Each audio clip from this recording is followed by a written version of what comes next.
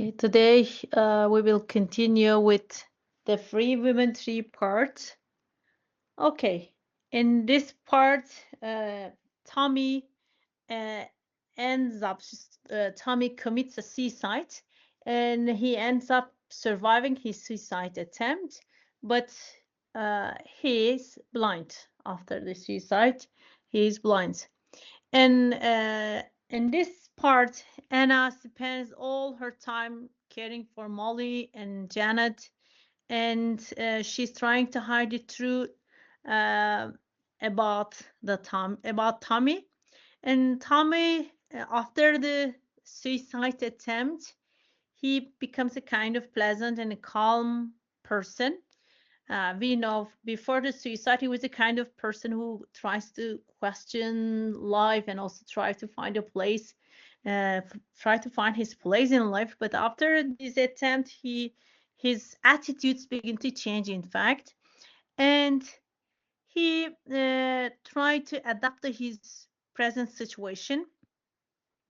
And Anna, after this suicide attempt, Anna uh, feels frustrated because she feels that she cannot establish a kind of open communication with Tommy, and she feels a bit frustrated after Tommy's suicide attempt. And also, at this part, Molly, yeah, in fact, Molly feels surprised because Marion, Richard's present wife, his second wife, he visits Tommy frequently, and she turns a kind of alcoholic person. And here we learn that Marion is kind of alcoholic, and Marion and Tommy has a kind of interest in politics, and the quotation that I'm trying to show here also reflect this point. Um, Marion and Tommy, they begin to deal with politics here. You mean he would be kind enough to accept it now? You're crazy. He's on a left-wing political kick, and Marion and getting all hot under the collar about the wrongs of those poor bloody blacks at this very moment. And we learned that Tommy developed a sense of a new sixth sense after he's blind, and he feels happy, and he gains a kind of new perception in life, and he feels peace for the first time in his life. And Tommy and Marion deal with the wrongs of those poor bloody blacks at this point. Richard says this, as Richard is a racist person, he says bloody blacks. That's why he says this, because Richard is racist, and Tommy and Marion begins to deal with politics. And we can say that here Anna, she begins to talk about how someone cracks up, and she repeats herself, I am Anna. What then am I? Anna. She begins to ask this kind of questions.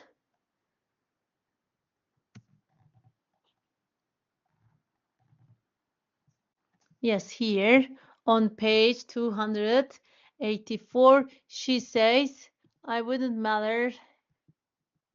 Okay. I can't be or give it because of Janet. I could vanish from the world tomorrow. It wouldn't matter to anyone except for Janet. What then am I? Anna, something that's necessary to Janet, but that's terrible, she thought. For fear of becoming worse, that's bad for Janet. So try again. Who am I, Anna? Now she did think of Janet, but shut her out. Instead of she saw her room, long white substituted with colored notebooks on the trestle table.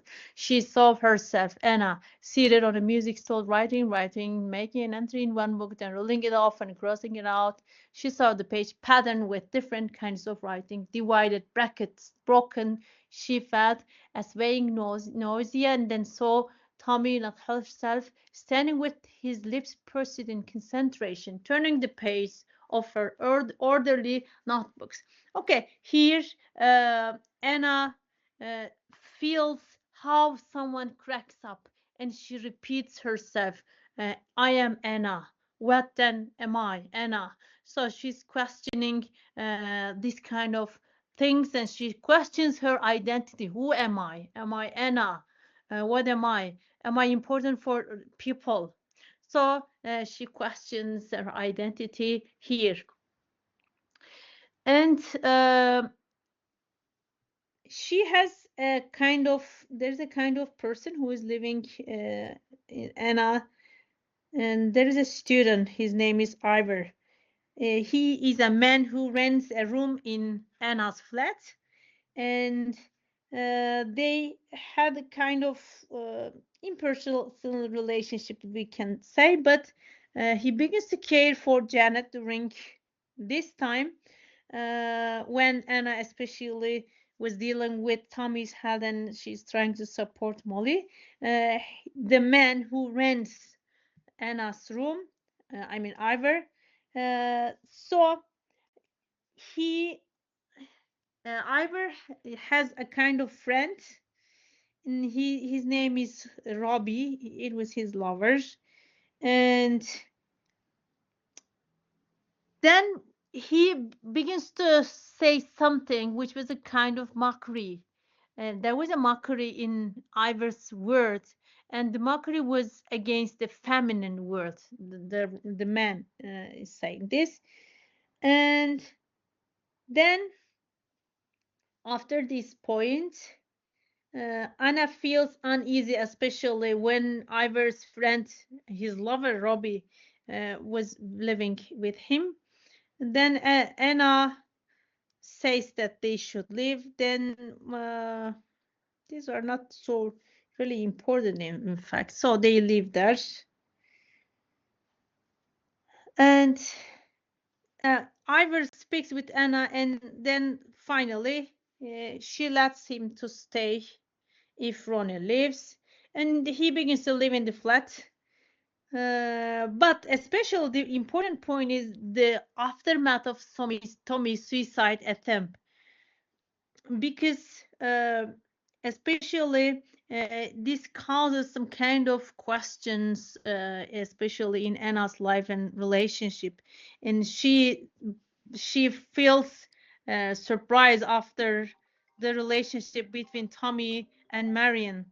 And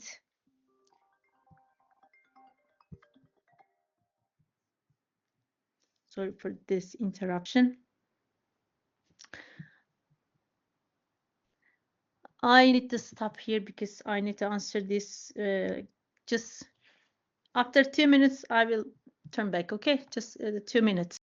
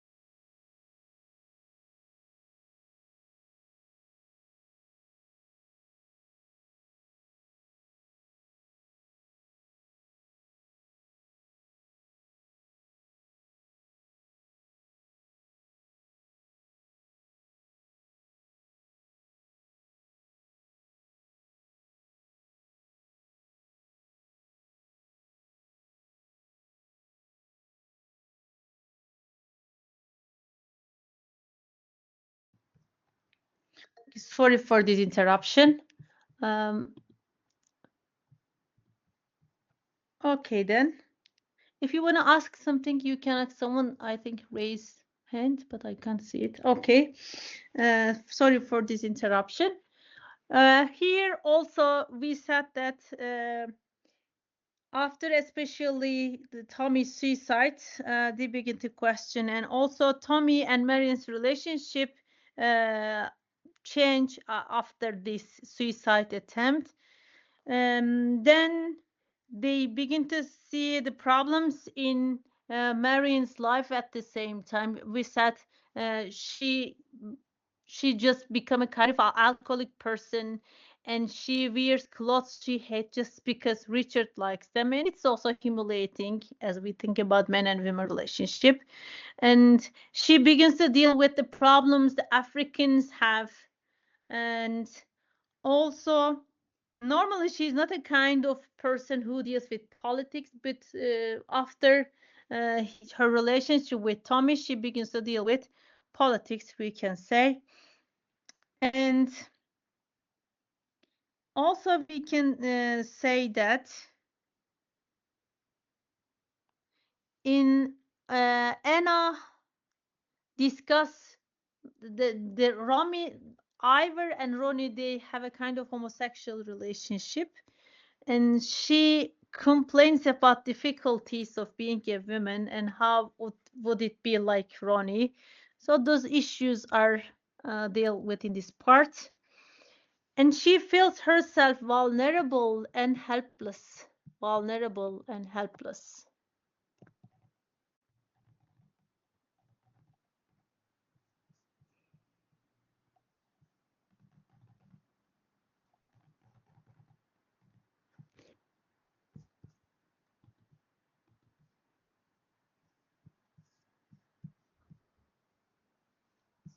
I couldn't find the exact quotation, but no, I couldn't find it. Sorry for this. I couldn't find.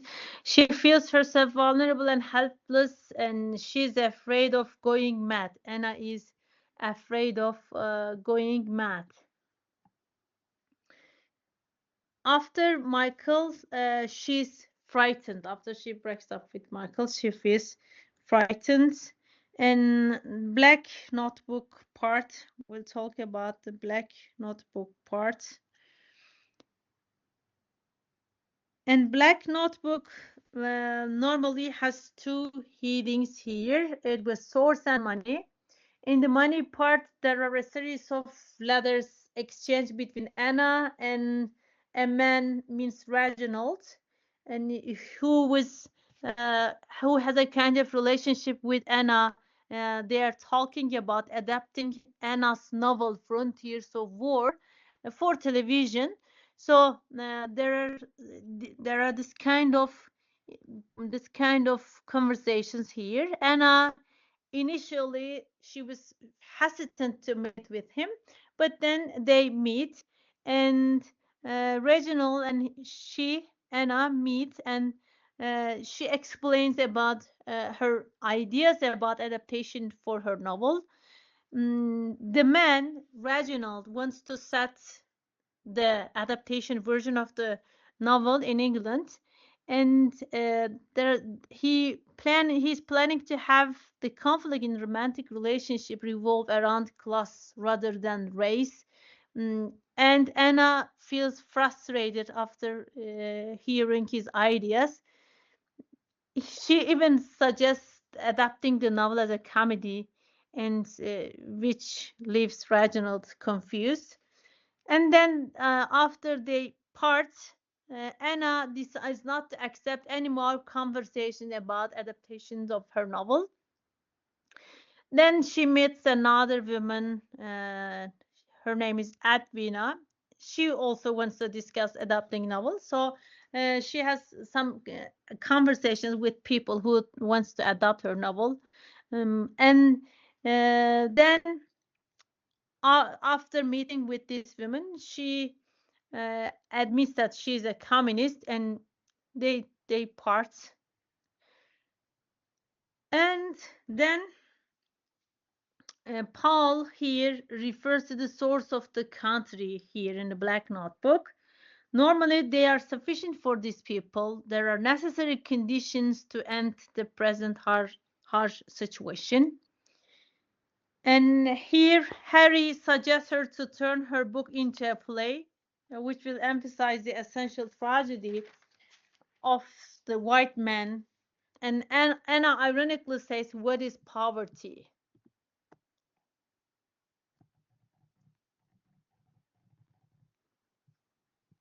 Yeah, water hunger and malnutrition. He says, yes, Harry says, a play which should take no sides but emphasize the essential tragedy of the colonial situation, the tragedy of vice. It's true, of course.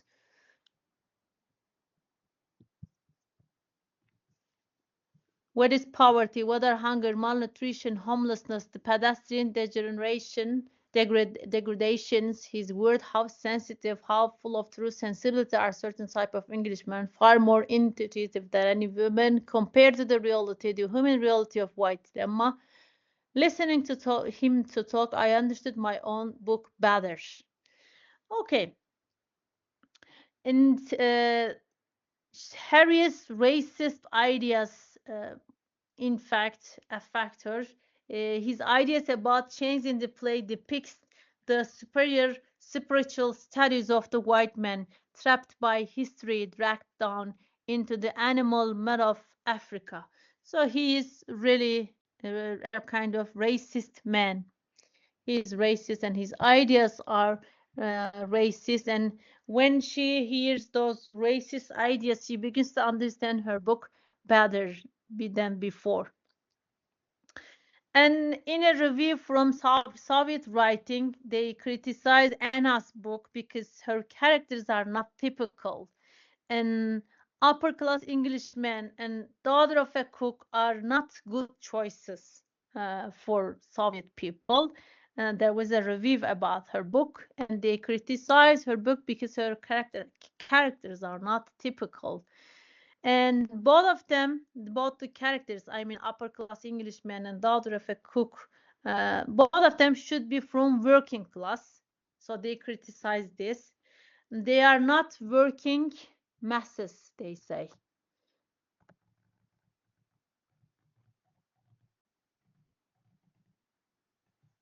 Okay, where are the working masses in this book? Where are the class conscious fighters? They do not appear. But let not this talented young writer lose heart. These artistic heights are not for a great spread forward for the sake of the world. Okay, they just focus on class as they are communists. They just focus on class and they look from the perspective of class. They are not dealing with the injustice. Their focus is just class. And in a review, despite its name, Soviet Journal for Literature for Colonial Freedom, the journal criticized her novel and it doesn't approve characters and finds it negative, as if there was a positive aspect in colonialism. They just criticize her characters and find her characters as negative, as if there was something positive in colonialism. It doesn't like criticism of socialists.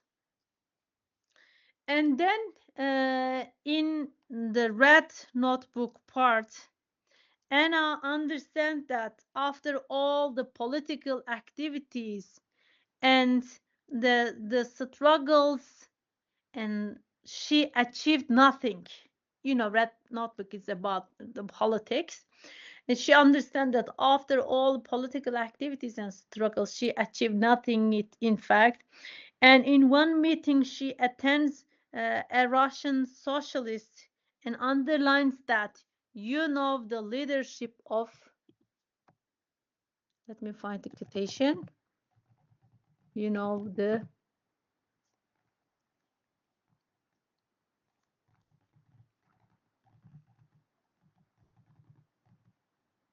okay, here. The leadership of British CP, that consists of men and women totally corrupted by years of work in Stalinist atmosphere. They will do anything to maintain their position, because you have given 100 example of it here this evening, and they suppress resolutions, rig ballots, pack meetings, lie and tweets. There is no way of getting them out of the office by democratic means, partly because they are unscrupulous and partly because of the party members are too innocent to believe their leaders are capable of such tricky. So those corrupted leaders are ready to do everything to protect their position. These corrupted leaders, they are ready to do everything to protect their position. They apply various methods of corruption, in fact, to manipulate and hide reality. And he even resembles these leaders to burglars in a humorous way. And when Anna reads her last year records, she says, I am amazed by our naivety. Let me find this. I am amazed by.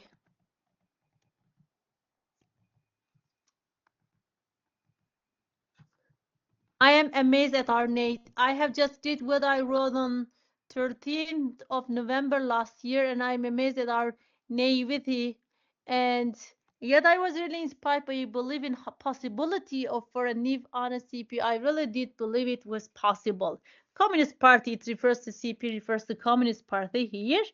And uh, when she reads her last year records, she finds herself naive because she really believed the possibility of a new kind of communist party. I really did believe it was possible. She thinks that I really did believe it was possible, but it was not possible. But at this time, she was really naive as she believed this.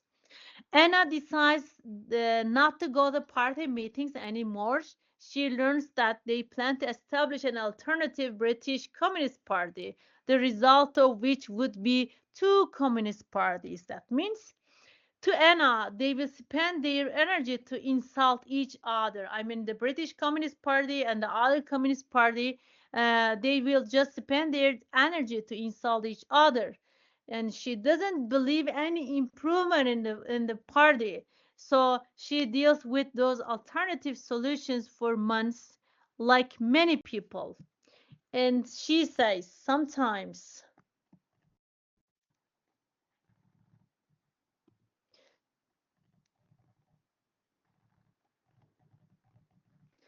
sometimes she says, I think.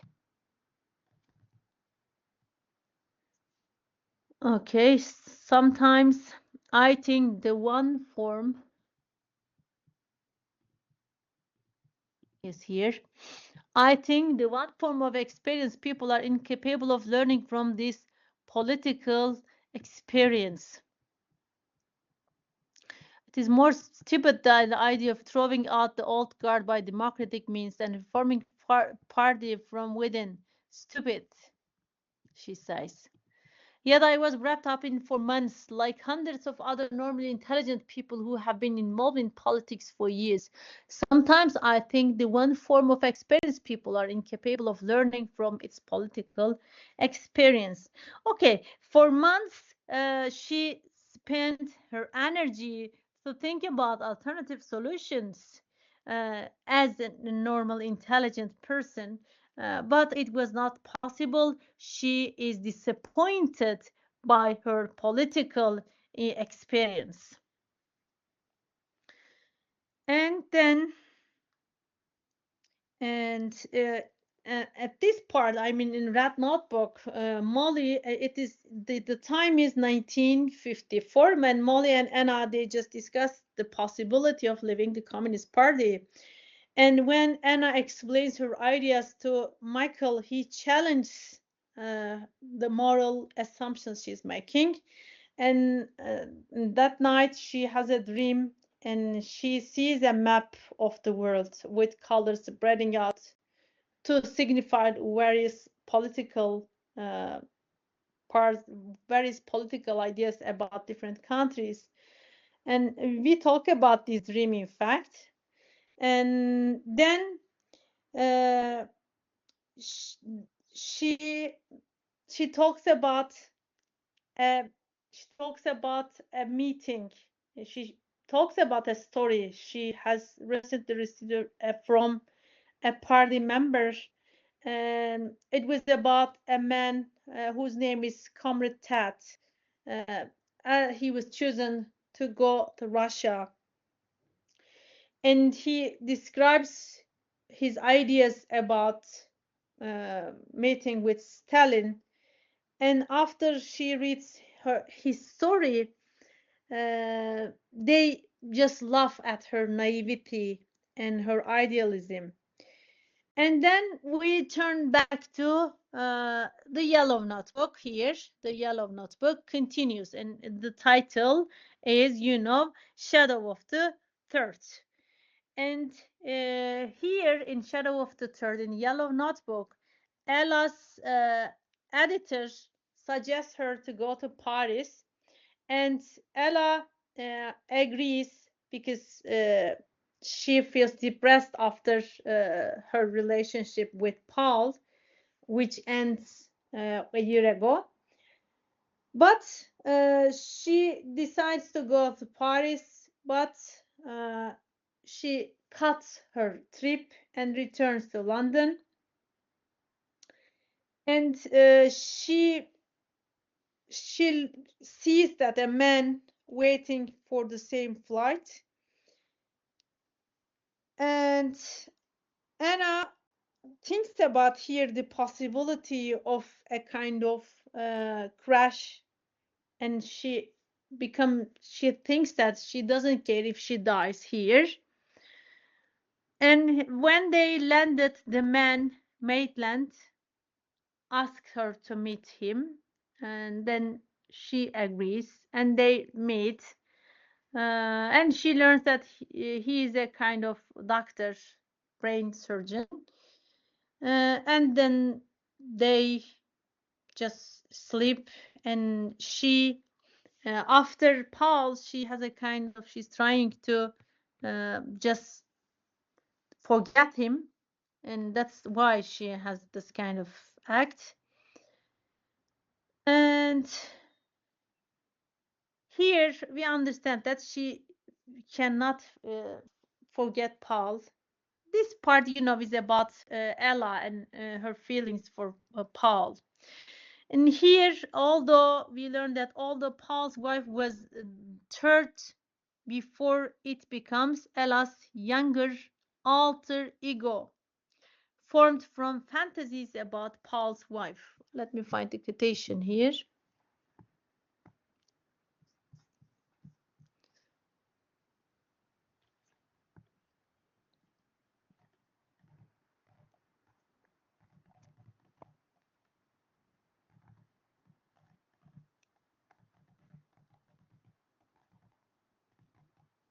Okay, here.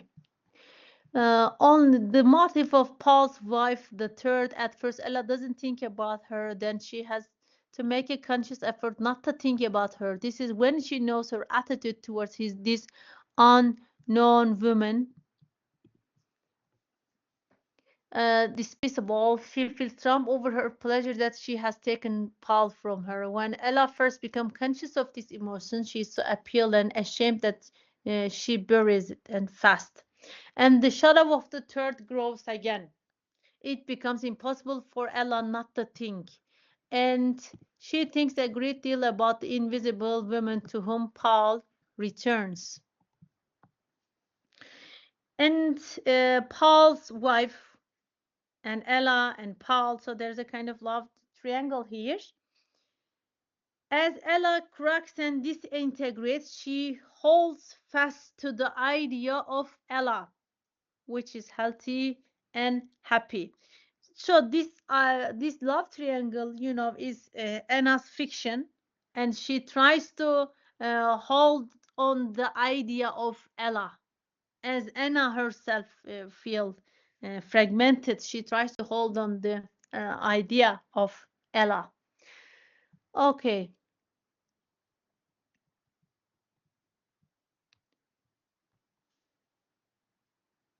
So we can say that, let me find the quotation here. Hold fast to the idea. This part is important.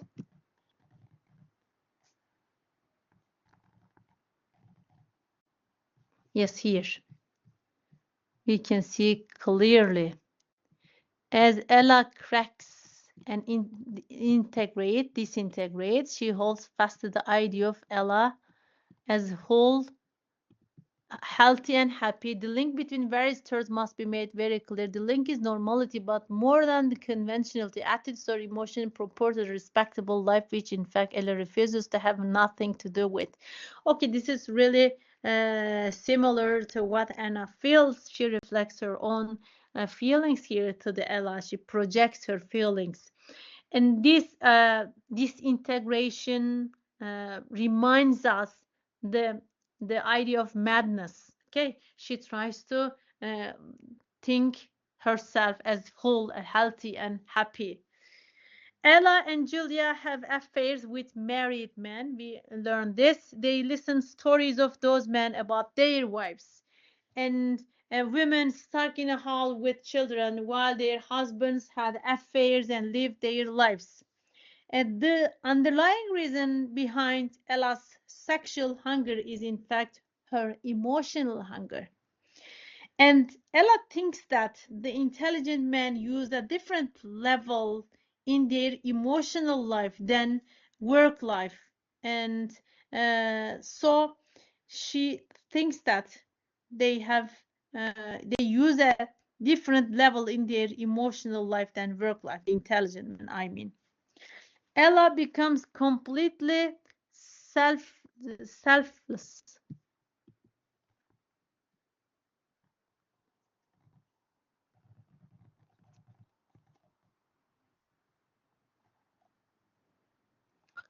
I didn't find it.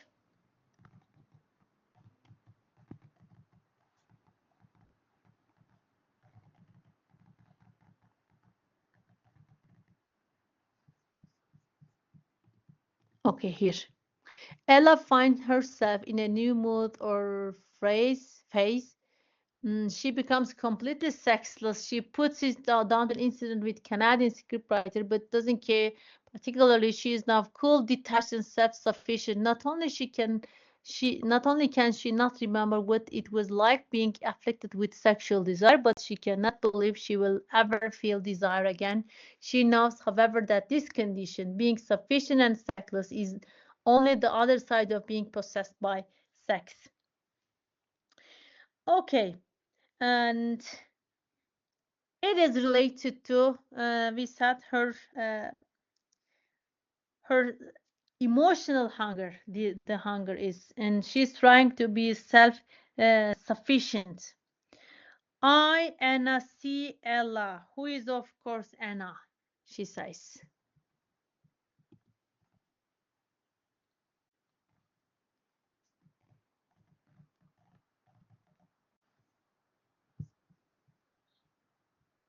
Okay, here on page 337. I Anna see Ella, of who is of course Anna, but that's the point, for she not. The moment I, Anna, write, Ella rings up to Julia to announce, etc., then Ella floats away from me and becomes someone else. I don't understand what happens at the moment Ella separates herself from me and becomes Ella. No one does. It is enough to call her Ella instead of Anna. Why did I choose the name Ella? Okay. Uh, Anna is Ella. We understand Anna is Ella, so she reflects herself, her thoughts, and her emotions to the character, to her fictional character, Ella. Okay, and then we return back to again Blue Notebook. Here in Blue Notebook, Michael expressed that his relationship with Anna is coming to an end um, because she doesn't have a kind of perspective on the world around her. And she decides to write down every detail about her life that happens uh, for a day.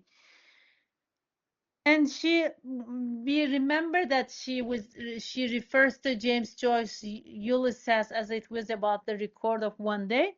It was like it. She tries to write it like a diary, and she tries to describe her day. And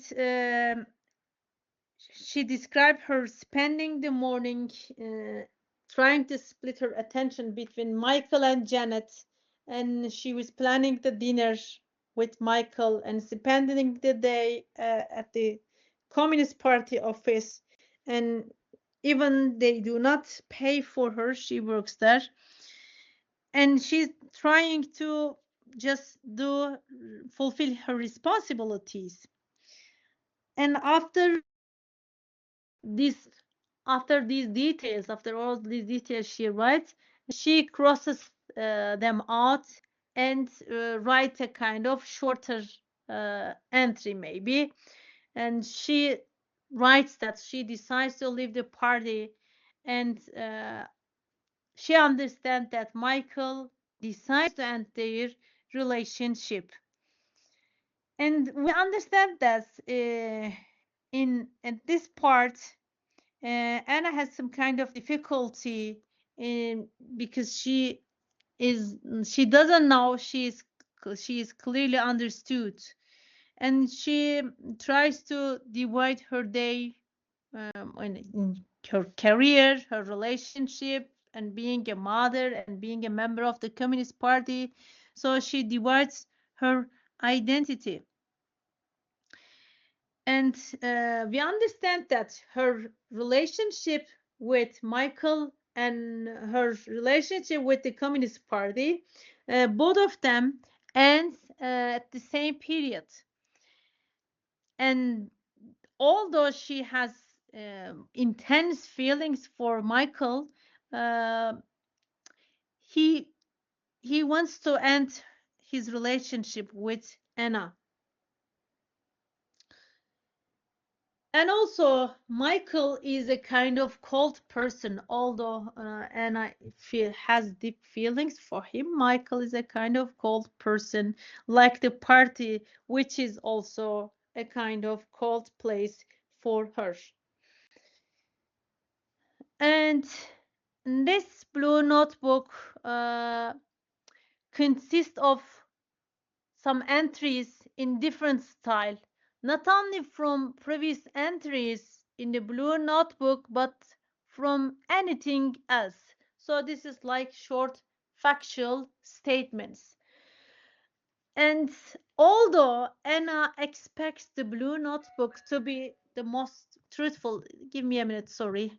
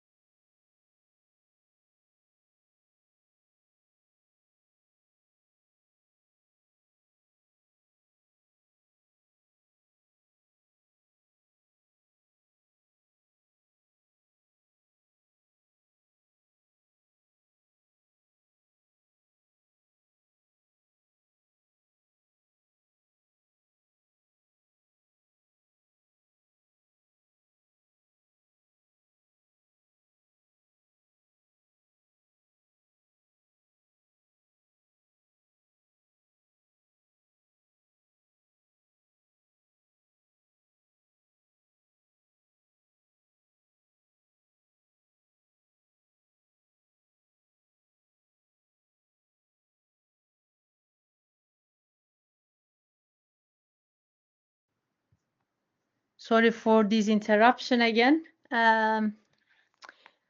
Okay, although Anna expects the blue notebook to be the most truthful one among her notebooks, it is worse than others. To Anna, it is worse than others.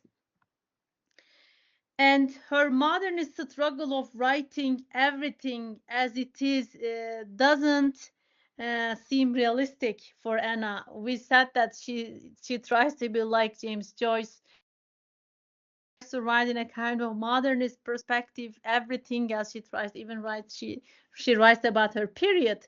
But uh, despite her struggles, she cannot be successful, and the result is not realistic for Anna. And to Anna, psychoanalysis, let me find the quotation.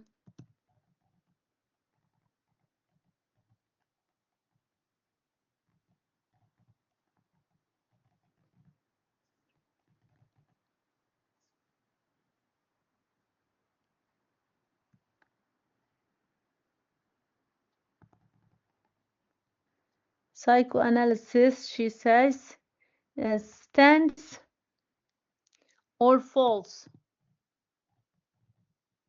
Okay, here. Psychoanalysis stands or falls when whether it makes better human beings, morally better, not clinically more healthy. And what you are really asking me now is, am I able to live more easily now than I did? Am I less in conflict, less in doubt, less neurotic? In short, well, you know that I am. Okay, to Anna, what her feels in the world is different from who lived uh, in the past. And Mother Sugar defends archetypes in psychology. And to Anna, the past women didn't see hydrogen bomb like Anna. There is something new in the world. You know, this is the modernist perspective, because she thinks that in the modern world is chaotic, and what we live in this world as women or all as human beings more complicated than the women in the past. Okay, and she says that the past women didn't see hydrogen bomb, unlike Anna. So the world is changing and there is something new in the world. And Mother Sugar suggests her to write again.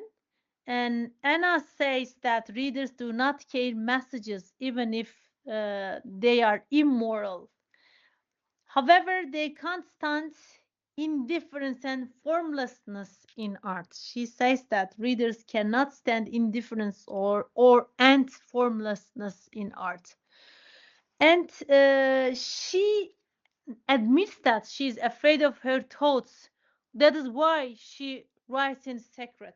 We know that as her thoughts are really chaotic, she tries to hide her thoughts, and that's why she writes in secret. And the Black Notebook, which is about writer Anna Wolf, and Red Notebook, we know we're concerned with politics, and Yellow is about her fiction, and the Blue is diary. Normally, she didn't plan them at first. Later on, she realizes when they appear. It wasn't planned, though the notebooks and the division normally not planned, but she realizes when they appear. She realizes that she hired the house to give place to her notebooks. And when she reads her notebooks, she finds them untruthful. And let me find the quotation. She says, the deepening note.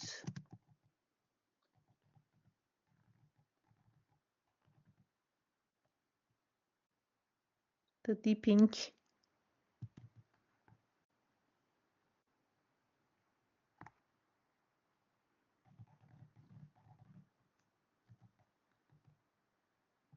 Okay, here. She says that.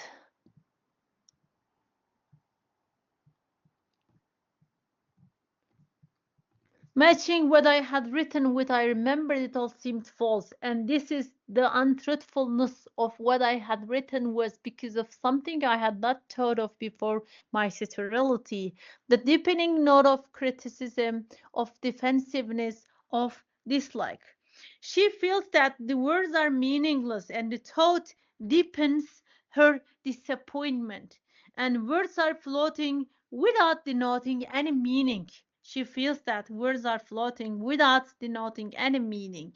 So the idea makes her think what is happening is a breakdown. She says that what is happening is a breakdown.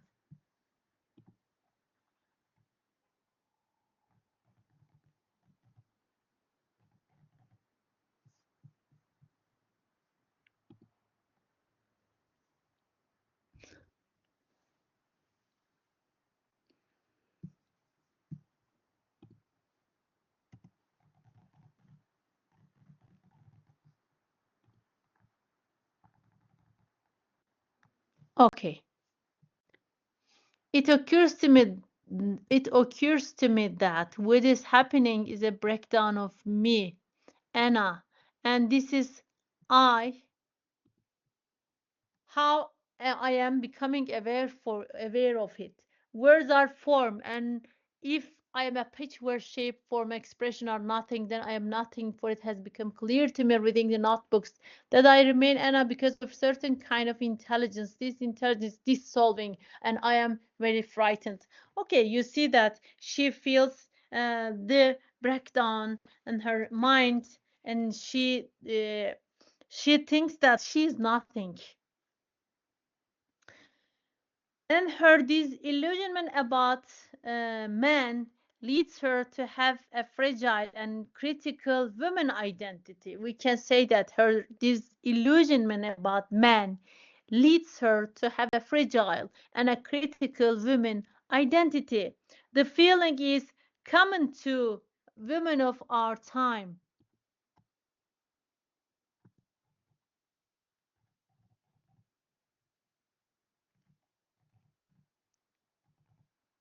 Okay, here.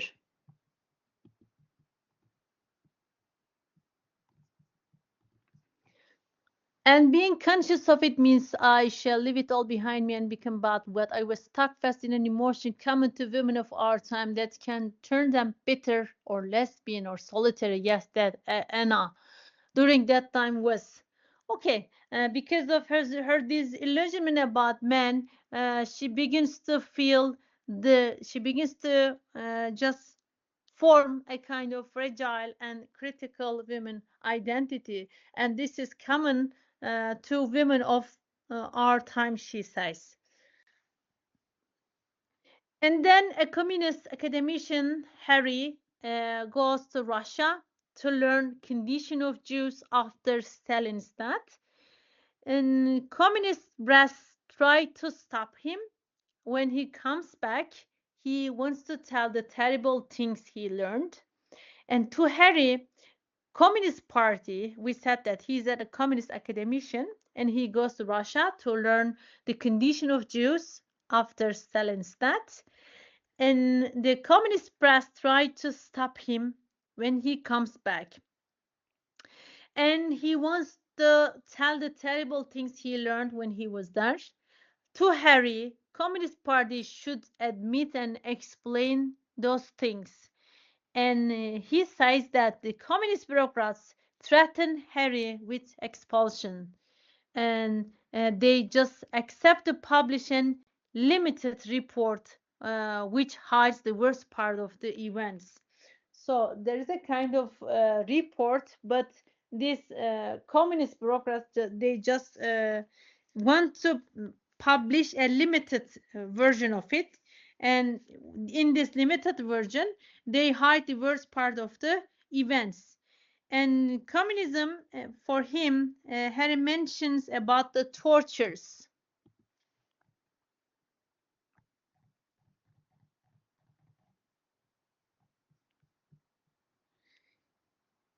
He wants to mention about the tortures, the beating ups. He spoke of tortures, the beating up, the most cynical kinds of murders, about Jews being locked in cages, designed in the Middle Ages for torture and being tortured with instruments taken from museums. So he mentions about this. Harry, I mean, mentions about this. And those things were worse than the harshest criticism of communism. And we can say that uh, here, what we hear about the communists and what they did to the Jews, very, in fact, um, very destructive. And this is hard to read all those things. And these things were worse than we said, even the harshest criticism of communism. And Nelson here accuses West communist parties of their incapability to tell the truth due to their habit, and so they cannot separate the lie and truth. And when Anna doesn't want to write about something, she draws a heavy black line. We know that when Anna doesn't want to write anything, she draws a heavy black line. And she says that, she thinks that, in fact, women prefer not to think when they are searching happiness. When women search for happiness, they prefer not to think.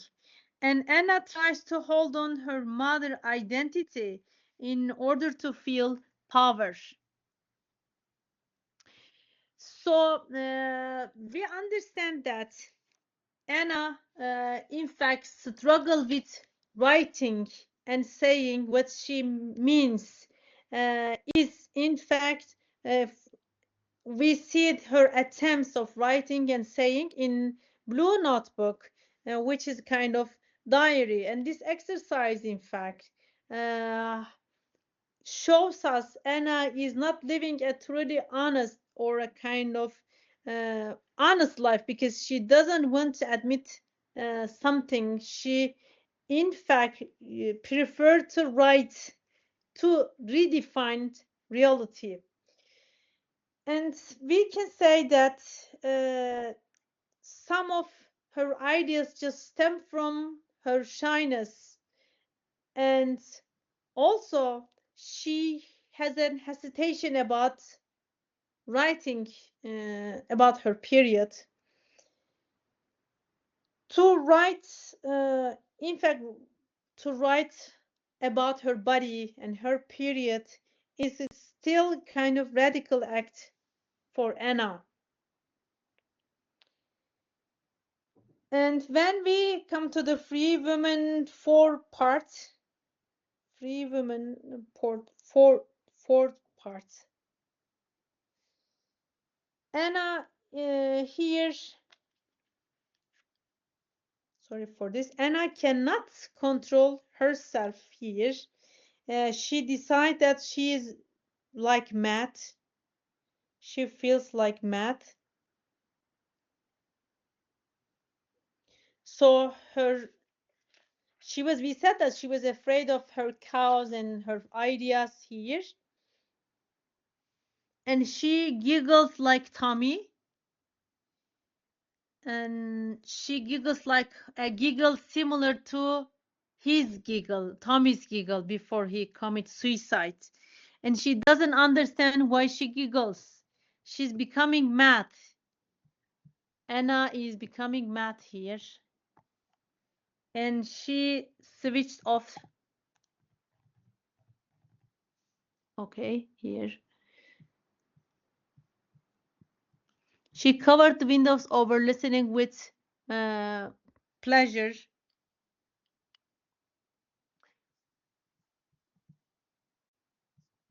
No, not this switch off.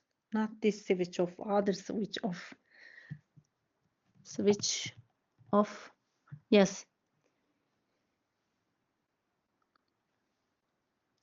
Yes, this switch off. Anna switched off something inside her, went that, or moved apart from what was happening. She became a shell. She stood there looking at words like love, friendship, duty, responsibility, and knew them to be all lies. She felt herself struck, and as Marion saw the shrug, real terror claimed her face, and she said, Anna, it was in a pail.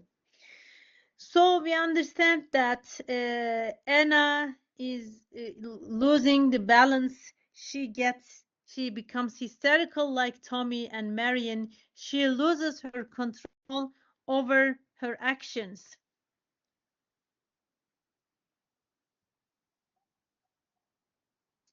Okay. And then we have Black Notebook part.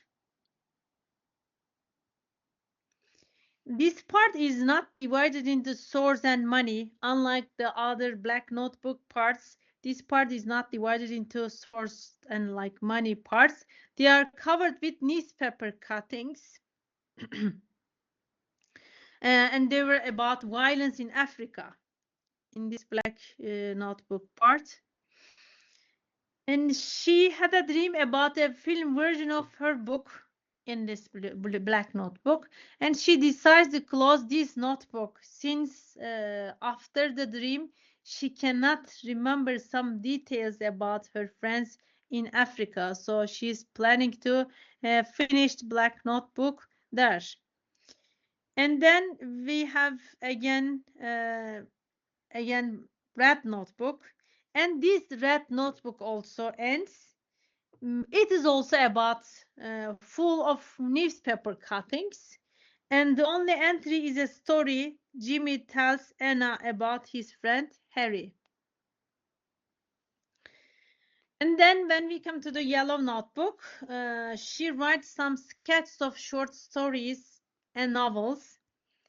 And in the 10th story, she writes about her friend Dave, who warns him uh, about not feeling sad, about Michael's turned her down.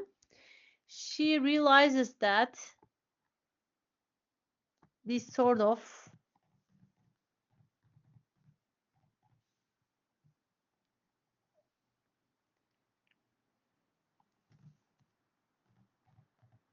okay. So there are some entries here. You see, a short story, a short novel. So there are some sketches of short stories here, and in the 10th one, she writes about her friend here, and it was uh, about Dave, who warns him not feeling sad about Michael's turn her down. This sort of comment, she says, belongs to the blue notebook, not this one. Here, she say, I remember her saying, yes, often it is the most normal member of a family or group who is really sick, but simply because they have strong personalities, they survive because other weaker personalities express their illness for them. This sort of comments belongs to the blue notebook. I must keep them separate. So dividing notebook doesn't work. We understand that her effort of dividing notebooks doesn't work. She writes in wrong notebook, and she repeats her mistake and writes a comment that she needs to write in blue notebook, not to the yellow one. So this entry is continuous here. And then the yellow notebook ended here with a double black line. When she doesn't have anything to write, she draws a black line, as in this case. And the blue notebook continued, but without dates, she says. When she is with her daughter, Anna can be a normal person. When she is with Janet, she can be a normal person. To her, people avoid their feelings, and this is protection against pain. As she feels depressed, she thinks about Mother Sugar here, and she feels anxiety, and her anxiety is related with Saul's anxiety. So the language Saul uses against women is disrespectful. She and Saul, they will have a kind of relationship. The language Saul uses against women is disrespectful, and he objectifies women. And Saul was blacklisted in Hollywood for being rat.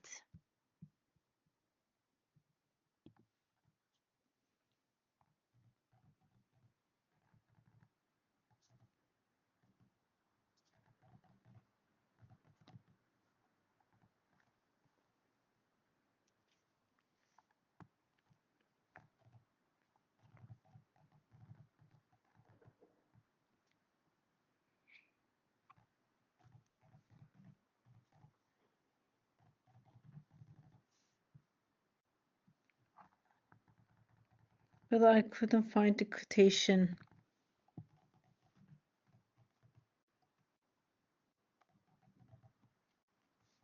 Yes, I found it. Okay. He was blacklisted in Hollywood for being a rat. It's one of the classic, already archetypal stories of our time. But the difference between him and others is that he isn't bitter or soured. Okay.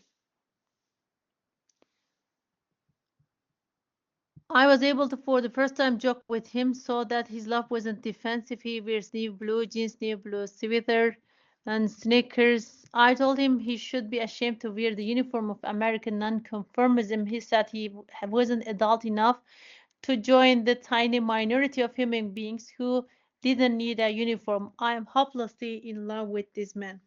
Okay, uh, so she and Saul has a kind of deep uh, feelings for each other. We were two frightened creatures, she says. We were two frightened creatures.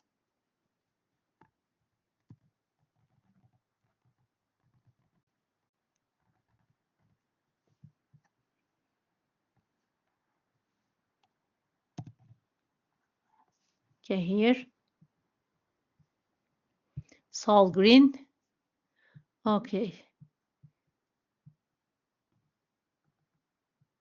He made love to me out of fear of being alone. It was not the counterfeit love, the woman in love, in that instinctive creature he repudiated, but it was love from fear. And to the Anna who is afraid of responded, we were two frightened creatures loving through terror, and my brain was on guard, fearful. Okay. So they are similar. Saul and Anna, they are really similar, and their feelings are deep and similar. And Saul mentions about writers who were read under pressure from McCarthy, and of the writers who became respectable and fell into a kind of conformity of anti-communism, and of the men who informed on their friends to the committees. So we learned that Saul was making Anna ill. He can be several characters. He can be different people at the same time. He has no sense of time, Saul, I mean, and he uses Anna to feel better. And Anna realizes that both Anna and Saul are mad. And she says that I am position of women.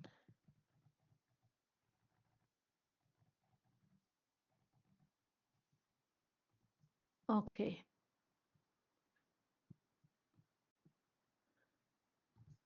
I am United States. I say I am the position of women in our time. We are probably both right.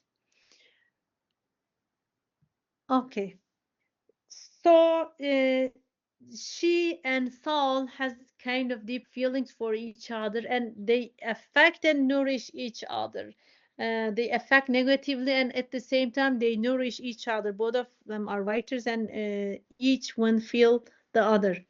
Anna says that Saul has mother trouble and mother issues, and he puts her in the position of his mother, which is really common when we think about male and their psychology, and putting their lovers in shoes of their mothers is really common. And Saul does this. He puts her in the position of his mother. That's why he lies and wants to be believed. And she's bored of all this situation. And I could no longer separate myself from Saul. This quotation is also important.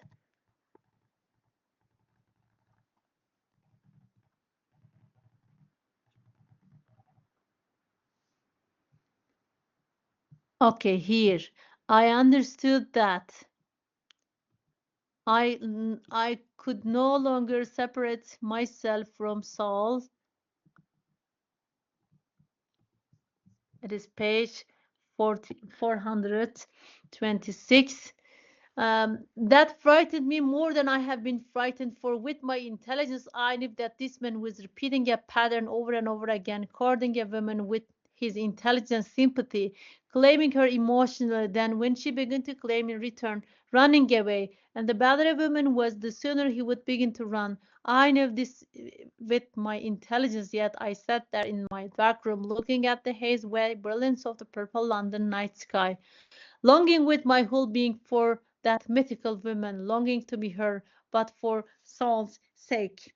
Okay, so uh, she and Saul cannot be separated from each other, and that deep feelings frightens Anna. And the words stain mean nothing to Anna.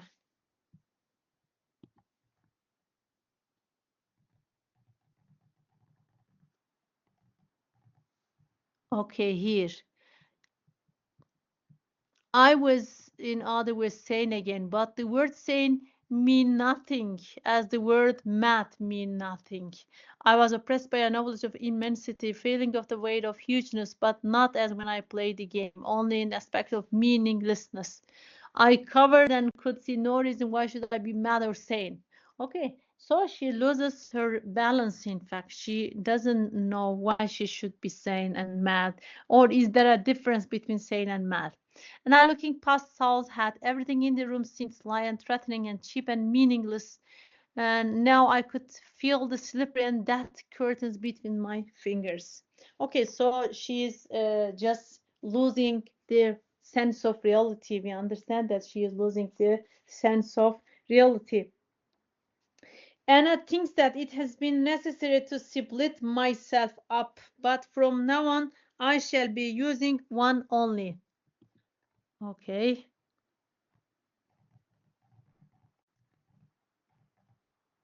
Okay.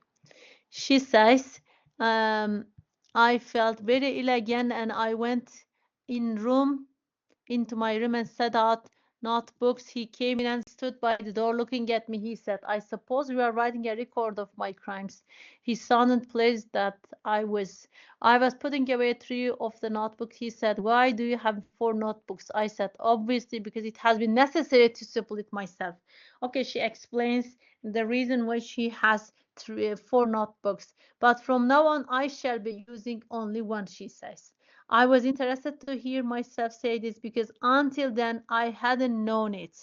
Okay, so this is the first time she awares the situation, and I shall be using only one, which implicates the golden notebook. The one refers to golden notebook. And she and Saul play roles against each other. In her dream, Anna plays female roles, which she refused to play in real life. And she admits that she has a writer's block. She's aware of the situation that she has a kind of writer's block. And Saul admits that he sees women as second class citizens and sees he is a hypocrite. Saul, I mean, Saul is not a kind of respectful man. He doesn't uh, show respect to women, and he sees women as second-class citizens. And here Anna buys herself an expensive new golden notebook. And she finished the blue notebook. She finished the blue notebook and she decided to write everything about herself in one golden notebook.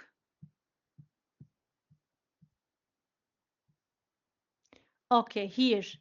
The blue notebook ended with a heavy double black line, and the golden notebook begins here. And here in the golden notebook part, in the golden notebook part, Anna realizes that they in fact the golden notebook begins with Anna feeling happy and hopeful about a new stage of her relationship with Saul. However, she uh, fall back into a cycle of madness and bad dreams, and she begins to narrate stretched across the four notebooks, and she mentions the Saul about how two of them affect each other negatively. and then they argue, and they have a kind of a weird cycle of debate and having sex.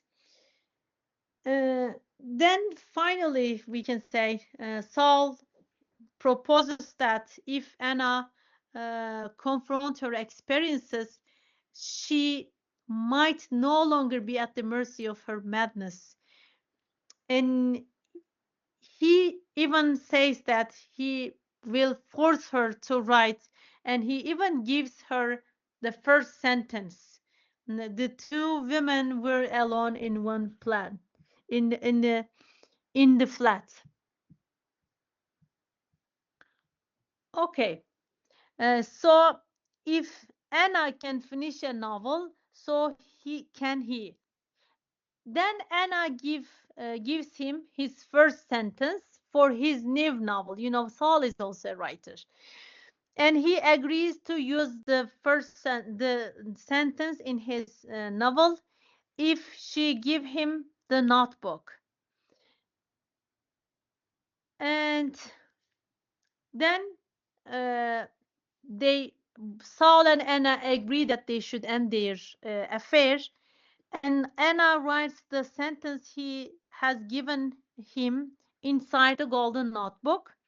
Then he continues writing and completing a short novel about a kind of intellectual friendship between an Algerian and a French soldier. His novel, Saul's novel, eventually published, and it was it sells well. And then the narrative turns back to Free Women, which recounts Anna's hesitation about allowing Janet to go to boarding school. Then Anna sends her, and she left alone. And Marion and Tommy goes to Sicily, and Molly is busy with taking care of Richard's young sons, because Richard also uh, goes abroad with his secretary. Um,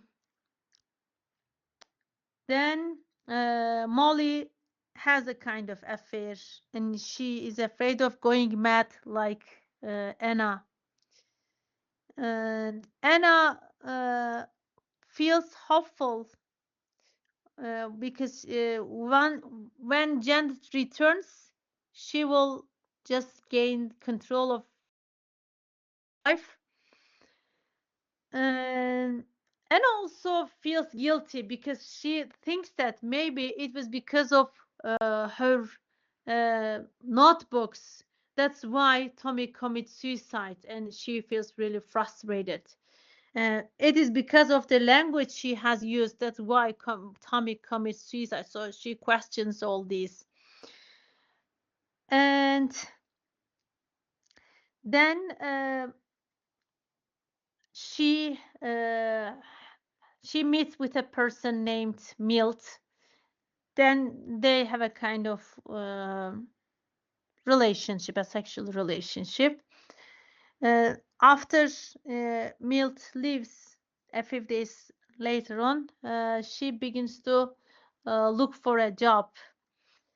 And she learns that Molly is planning to get married. And Tommy and Marion also, they're planning to move to Molly's house. And Marion will just set up a small dress shop. And Anna mentions about her plans for start working and offering marriage counseling and teaching classes for disadvantaged young people. So the important point is Anna and Saul's relationship just comes to a point of climax, and there was a kind of creative exchange as they exchange sentences. Instead of just marrying and having a child together, they help each other to generate new ideas for each other's books. And we also learned that their relationship negatively affect each other. They were about to go mad, each one. But also at the same time, this brink of madness helped them to generate new ideas for their new novels. As Anna gives Saul an idea for a novel, which uh, will be published and become a successful novel in the future, uh, and also help him to become more productive in his life. And Saul, at the same time, offers Anna to get rid of her writer's block, and she should force herself to work through the process with honesty. And also, he gives her a sentence, the first line of her golden notebook. And this sentence is simple. In fact, what he gives is really simple, but this simplicity help Anna because she's trying to be realistic. And the first sentence that Saul gives help her the thing that she's searching for. She's maybe searching for simplicity, as she has complex idea and her mind is full of complex thoughts. The simplicity she needs is given as a present by Saul. So this part is important. If we think her as a kind of person who is paralyzed, and the simplicity that Saul offers is like a gift for Anna. Okay, and this line, the first line that he gives, is also the opening line of the free women part. And also, it's the line that he gives turns us back to the beginning of the novel, because it is the first sentence of this novel, that the free women part at the same time. So we turn back to the point where we started. Okay. Uh, so we understand that there is nothing outside of fiction. And uh, even Anna was writing the story, uh, although she was a character, she was the narrator of the novel. She is in fact the character of the novel. Okay, so as I said, we come back to the point where we started. Okay, in the golden notebook part, the part of her mind, Anna realizes that they affect each other's mood. They affect each other's moods when they are in different rooms. Even they are in different rooms. Even they are in different rooms, they affect each other's moods. Okay. So do you realize we have got to the point where we influence each other's mood, even we are in different rooms? It was dark in my room to see his face. Okay.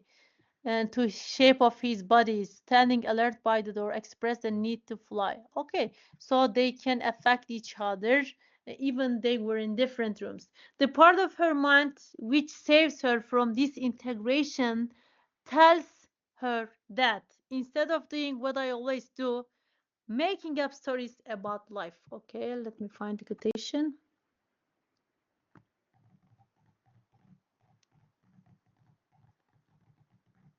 Okay, here. He said that instead of doing what I always do, making up stories about life so as not to look at it straight, it should go back and look at the scenes from my life. This looking back had a remarkable quality about it, like a shepherd counting sheep or a rehearsal for a play, a quality of checking up, touching and reassurance. Okay, so the part of her mind which saved her from this integration tells her that instead of doing, just make up stories about life.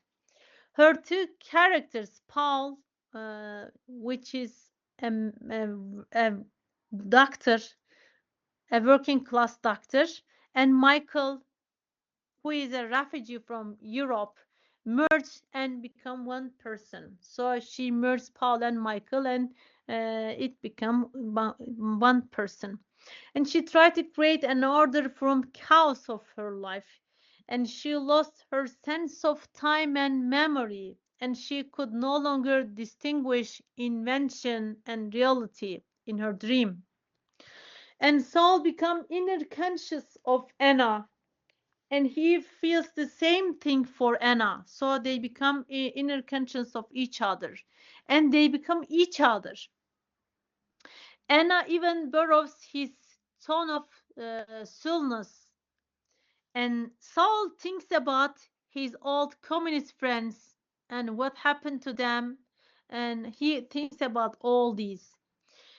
And we understand that Anna accepts the events she experiences and the love she feels for Michael and her present affair with Saul.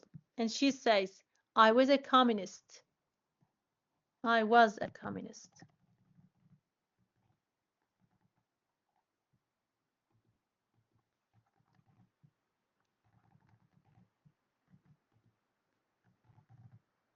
Okay. She says, I was a communist for a time. On the whole, a mistake. A useful experience, though no one can ever to have too many of those periods. That's button up. There was no reply from Molly's house, so I put my receiver down, so she will have to stay it another time, I said. Okay.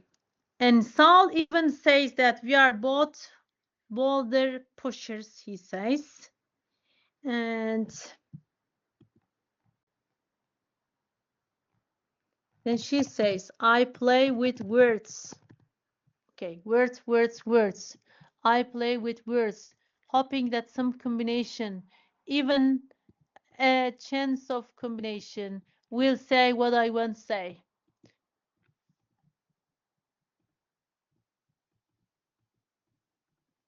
Okay. Perhaps better with music, but music attacks my inner ear like an antagonist. It's not my word. The fact is, the real experience can't be described. I think bitterly that a row of asterisks like an old-fashioned novel might be better, or a symbol of some kind, a circle, perhaps a square, anything at all, but not words. The people who have been there and the place in themselves, where words, patterns, order, dissolve will not what I mean and others want. Okay, she can't describe, in fact, what she wants with words. So there is a problem of language here. The fact is the real experience can't be described. So even she says that in here, in this quotation, she says that even a symbol is better than words. So the words are not enough to express uh, the experience of people. Even a symbol is better than words, she says. And so Anna, Saul gives Anna the first word, the first sentence of the novel. The two women were alone in a London flat. Okay, the words he gives.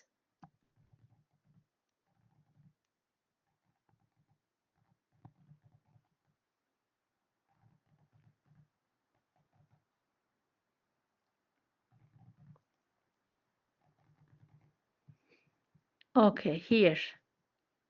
The two women. I am going to give you the first sentence. Then there are two women. You are Anna. Write down. The two women were alone in the London flat. You want me to begin a novel with the two women were alone in the London flat? Okay. So he says, write it. And then Anna say, on a dreary hillside in Algeria, the soldier watched the moonlight glinting on his rifle. This is the sentence that Anna gave to Saul. So they exchange their sentences. And the Golden Notebook continues with Saul's handwriting about his novel about Algerian soldiers. So it continues with like this. And then when we come to the free women, the last free women, I mean, and her personalities, we understand that her personalities are related. Her personalities are related. If Janet's mother isn't sane, the word wouldn't be understood and the words wouldn't be ordered. So it is not possible to divide her identity in parts, in fact, because if Janet's mother isn't sane, then uh, how he can be understood, or uh, the word wouldn't be understood and the words wouldn't be ordered. So she's afraid of going mad. We talk about this. And some of her experiences cannot be described by words. And she believes that words are insufficient to express the truth. That's why she hides her notebooks except from Tommy. And a room in Anna's home is full of newspaper cuttings. It is full of newspaper cuttings. And she explains that uh, her, she explained that her mania has lasted for a few weeks. If this is mania, a kind of psychological situation, a kind of mental breakdown, if this is, it just lasted for a few weeks. And Milt explains Anna that he sees unhappy and desperate people everywhere, which makes Anna feels that she is not alone who experiences those emotions. You know, at the end, she has a kind of short affair with a man named Milt, and he explains Anna that he sees unhappy and desperate people everywhere. So it is not just unique. These feelings are not unique. So Anna shouldn't feel alone because there are lots of unhappy and desperate people in the world, and she is not alone who experiences those emotions. And Anna mentions about her plans to work in a marriage welfare centers.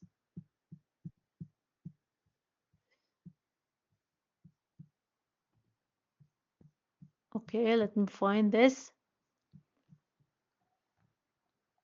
Marriage welfare. Okay, here.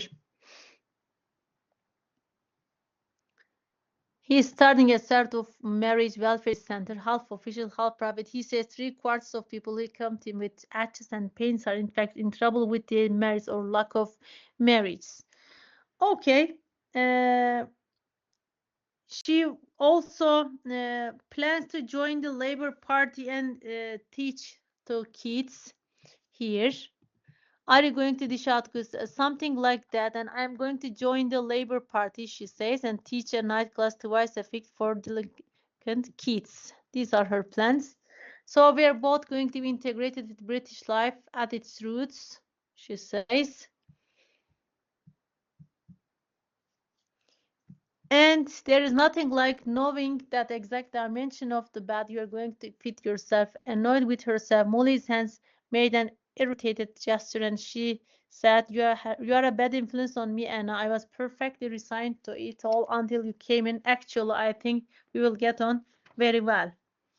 I don't see why not, said Anna. It was very odd, isn't it, Anna? Okay, shortly after Anna said she had to get back to Janet, who would have returned by now from the cinema where she had been with a friend, the two women kissed and separated. So the novel begins and ends with the narrator, Anna. So the Golden Notebook is not repeated here. The Golden Notebook just it means that it reflects unity through insanity. It reflects the idea of unity through insanity. So Anna fictionalized herself with her character Ella, and they share the same reality level. And this novel shows us the importance of psychological and integrity and human desire for wholeness. We know that she wants to just fulfill wholeness here. So we understand that in the Golden Notebook, Anna accepts her ambivalent relationship with Communist Party, and because she says, I was a communist for a time. On the whole, it was a mistake. It was a useful experience. So her political experience affects all aspects of her life. She has been with men who were communist or ex-communist. And in addition to this, her book is a product of her political life, the frontiers of war. And the harsh political atmosphere of her time, in fact, deeply affects her psychology, which results in Anna's breakdown. So politics is very significant for Anna because at the end of the novel, she again explains to join the Labour Party despite her disillusionment about politics. And we can say that after all her struggles and political activities, she achieved nothing, but uh, even even if she achieved nothing at the end of the novel, we understand that she plans to join the Labour Party despite her disillusionment in the past and about politics and communism. She again wants to join the Labour Party. So we understand that politics is very significant for Anna. Uh, it affects her life in every aspect. It affects her life in every aspect. Even her lovers are communist or ex-communist, or all her book, her writing career, and her psychology, it affects every aspect of her life.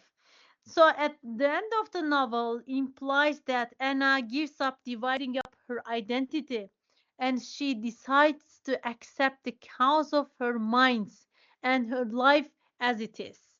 Okay, so the fragmented structure of the novel, it shows us the it is not possible to feel wholeness, as fragmentation and wholeness are not opposite of each other, because uh, the fragmentation is part of our identity, and it's not possible to divide yourself into the different identities, because uh, the chaos of our minds is and our life needs to be accepted. We need to accept the cause of our mind and life. It's not. It is unnecessary to dividing up our identities. And Anna's attempt uh, to feel whole shows us, not just Anna, but as human beings, we want to feel whole. So our desire for feeling wholeness, and it is really important for us. Okay, so the novel ends up here. And do you have any question to ask? I'm planning to share the preface of the novel. If you want to ask anything, you can ask. We end the novel here. We won't have another class on the Golden Notebook. If you want to ask anything, you can ask, because it will be our last lesson before the exam. If you want to ask anything, you can ask.